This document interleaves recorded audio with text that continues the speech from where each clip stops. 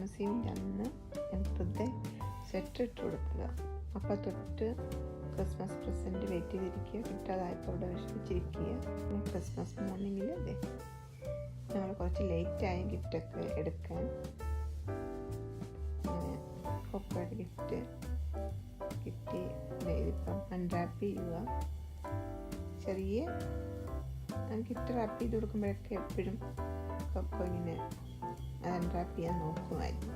ഇത് വലിയ ഗിഫ്റ്റ് ആയതുകൊണ്ട് പറ്റണില്ല. പിന്നെ നമ്മൾ ഹെൽപ്പ് ചെയ്ത്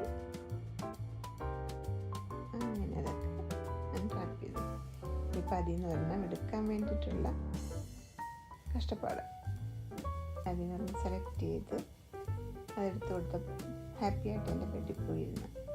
വീണ്ടും ഒന്നുകൂടെ സെലക്ട് ചെയ്തതും എടുത്ത് ബെഡിൽ പോയിട്ട് ഞാൻ ഹാപ്പി ആയിട്ടിരിക്കുന്നു.